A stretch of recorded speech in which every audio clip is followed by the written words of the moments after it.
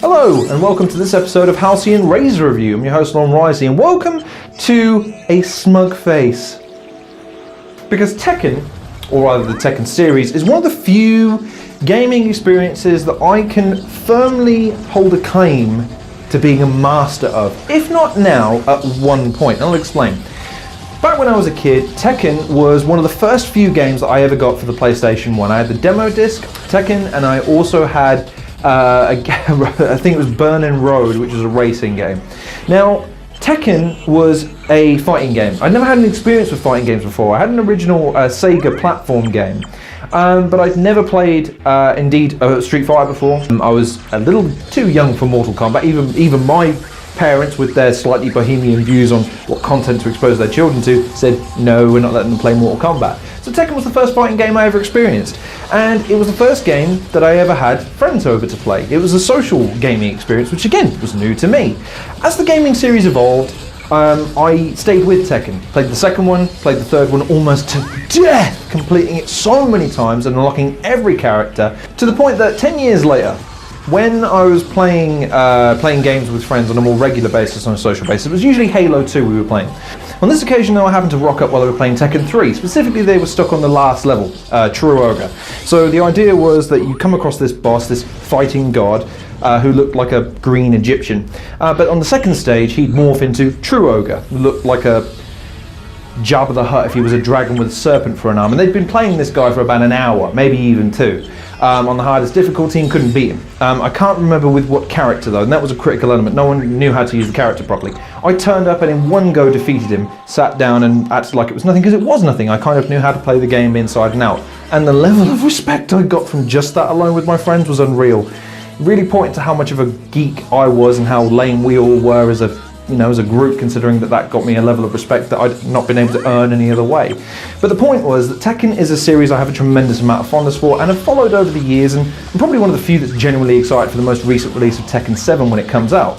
So on this episode of the Razor Review, I'm going to try and explain why I've continued to enjoy with the series over taking up, let's say, Street Fighter or Mortal Kombat, and explain to you why I think, for my money, it is probably the best fighting game series, if a little bit underrated. So in this episode of the Halcyon Razor Review, let's take a look at the Tekken series.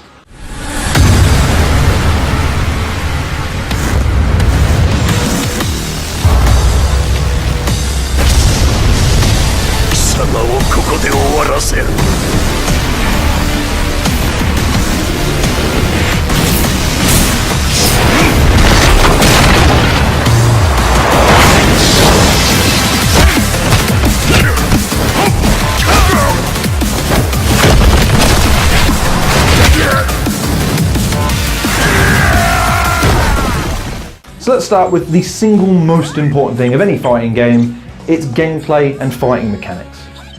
The fighting mechanics in the Tekken series are the best I've ever played.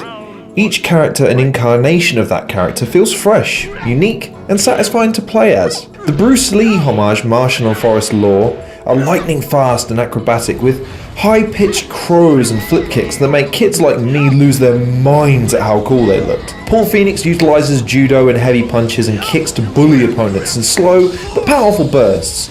Nina Williams, Yoshimitsu and Hwoarang are three of the most difficult characters to master, given their reliance on kicks and more unorthodox stances that will punish those who are inexperienced. But masters of these characters will see the benefits of attacking at different angles and at a different pace than a straightforward kind of fight, with counterattacks and string attacks being critical to success.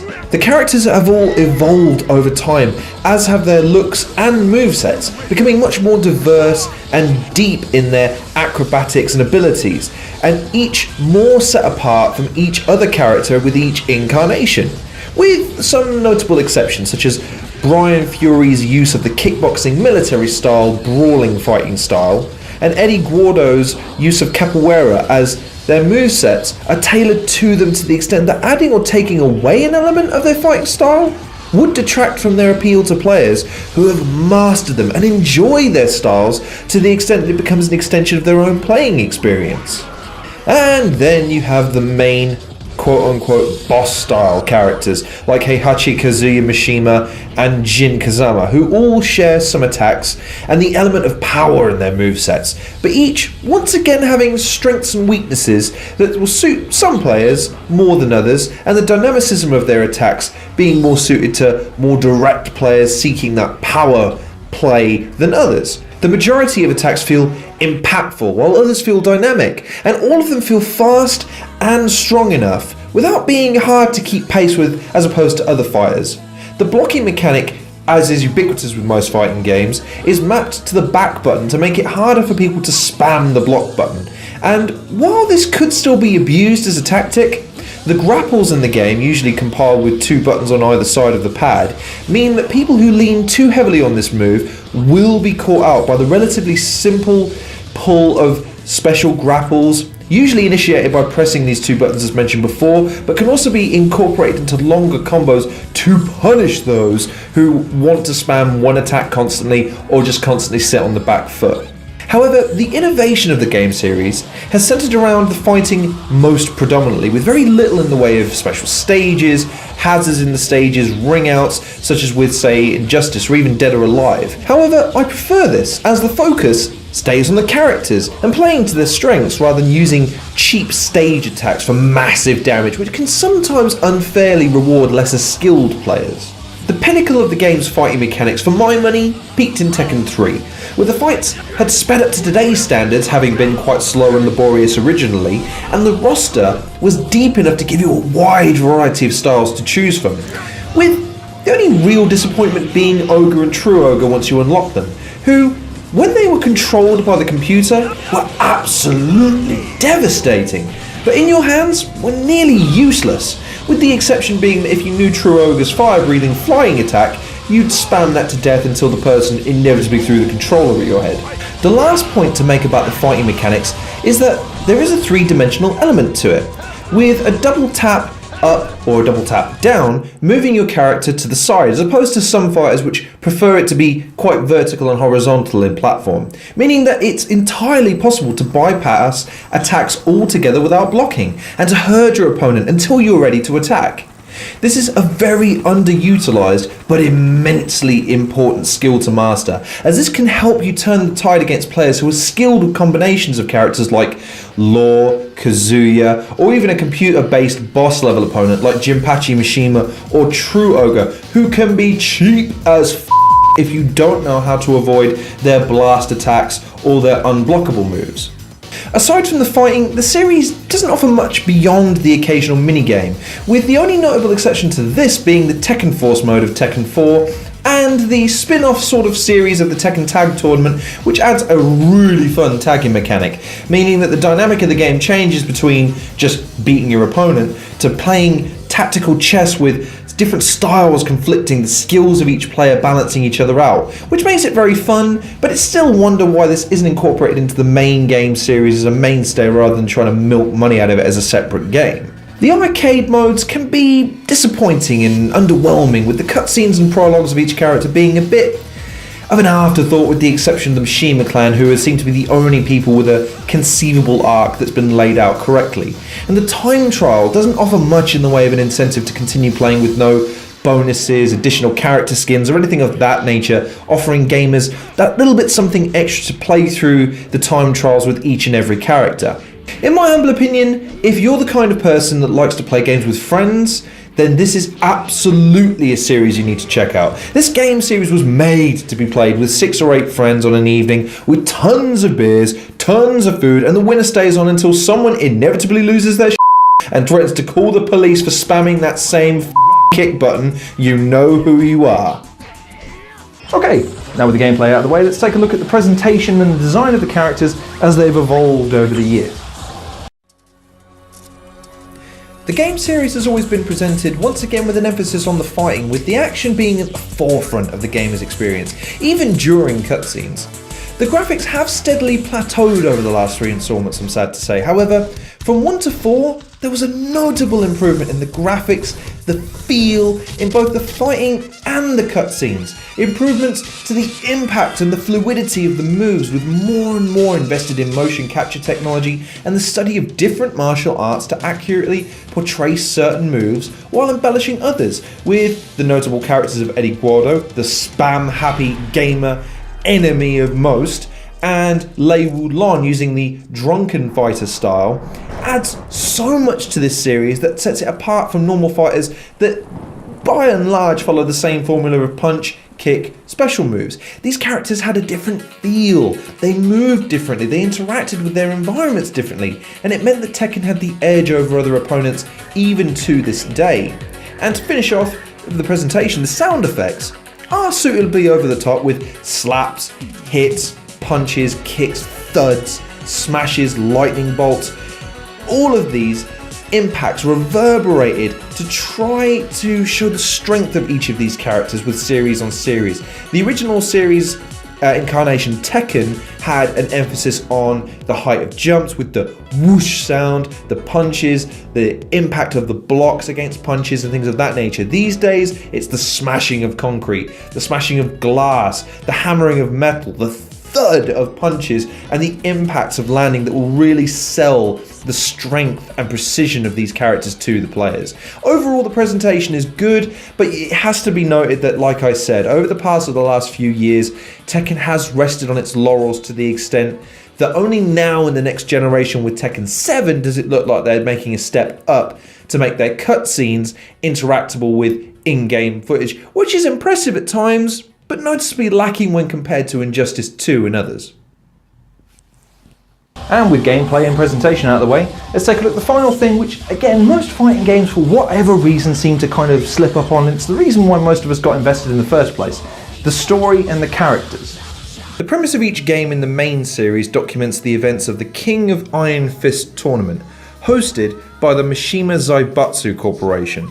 The prize is typically control of the company, which then allows the winner to host the following tournament, along with access to near limitless wealth and access to the military complex that the Zaibatsu has built.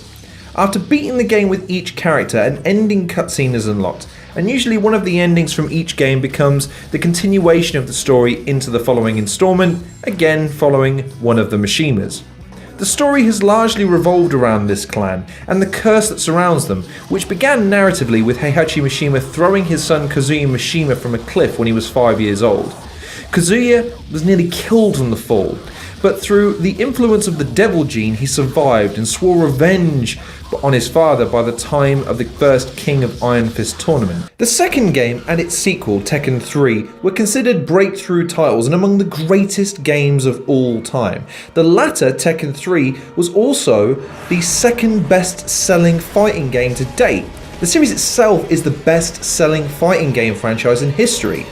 At the time before release, the producer for Tekken 7 said that the game's story will be much darker than ever before, closer in tone to Tekken 4, and will serve as the conclusion to the Mishima clan saga. However, this in of itself is highly doubtful, considering that they are the faces of the franchise, and indeed, having played through the 7th game, the story would lead there to be some doubt about the quote-unquote conclusion of the clan saga. Originally, Namco stated that it would provide answers regarding the feud between Heihachi Mishima and his son Kazuya, and to an extent his grandson Jin Kazama, including the origins of the Devil Gene amongst other Tekken mysteries. However, having played through the game, it simply turns out Heihachi was married to some kind of devil lady something or other called Kazumi, who has a relation to Akuma from Street Fighter for some reason. Now, this, despite what they previously claimed, has nothing to do with the prior Tekken series, and it makes no sense when compared to anything else. The only revelation that kind of occurs from this game, to be perfectly honest with those, and this is a spoiler, is that Heihachi is kind of the good guy. Having spent 6 games imagining him as some sort of Japanese Hitler, it turns out that Heihachi was trying to stop the perpetuation of the devil gene, which he considers a curse on mankind. Hence why, having discovered that his wife was a devil lady sent to kill him, having conceived a child to surpass him, threw Kazuya from the cliff in order to test whether or not he did indeed possess the devil gene. Turns out he did, and came back to kick his ass. The story of the game has been really hard to understand even up to this point using just in-game material, but the aspects of the story that are there are ridiculously cool to watch.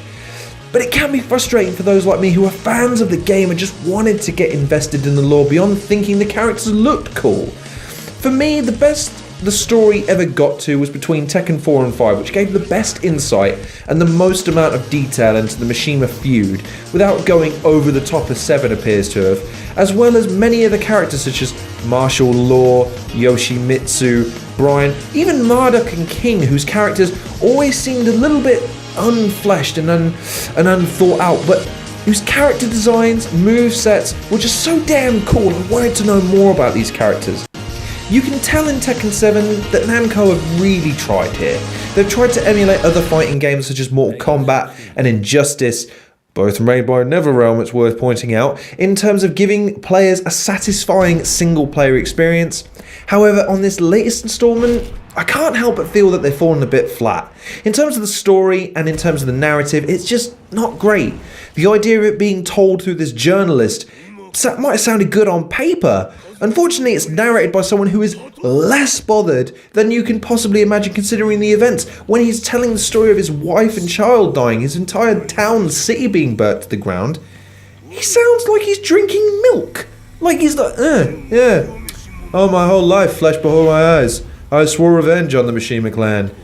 I would never rest and man, it's really hard to get invested. It really, really is. But overall, I'd say that the story, while lacking in execution, has bags and bags of potential considering the technological and the mythological aspects of its lore that kind of match up with Marvel in many ways, in the sense of having characters that are larger than life but coming from different avenues of life and each having their respective reasons for fighting.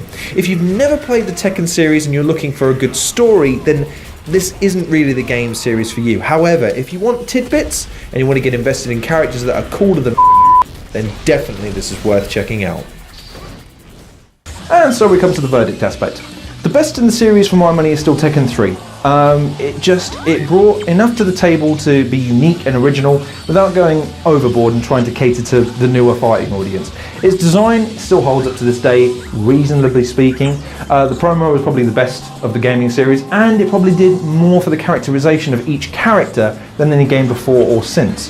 The series as a whole is probably worth a 7, okay? If nothing else, some of the characters have become somewhat repetitive. The story has become overlooked as kind of a Star Wars-ish thing of the Mishima clan always fighting for survival and ripping off elements of Dragon Ball Z to kind of further its narrative. However, it can't be argued that the fighting mechanics of themselves are still as satisfying and satiating as ever, with, I would argue, superior mechanics to that of Street Fighter and indeed Mortal Kombat. So if I'm going to rate number 3, that's easily an 8 out of 10, but the series as a whole is probably a 7. The first one now does feel very much its age being so clunky and unresponsive and the jumps being preposterously high. The second one suffers from the same issues, with everyone spamming the same characters more often than not because of how unusable most of the cast are. So if you've never checked out the Tekken series, it's certainly worth a look, but be warned that as bad as spamming is in other games, Tekken doesn't necessarily punish those who spam, and there's not easy ways of getting around people that can spam that. You know, that one kick that Kunimitsu can do, or that one power move that Paul can do.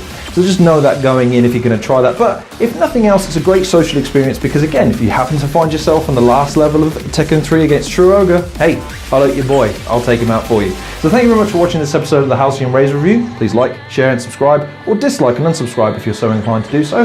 And again, thank you very much for watching. If you've subscribed or liked recently, and if you've checked out any of the other channels that I've subscribed and obviously posted in the links below, I really, really appreciate that too. But take care of yourselves, and I'll see you guys on the next episode of the Halcyon Razor Review.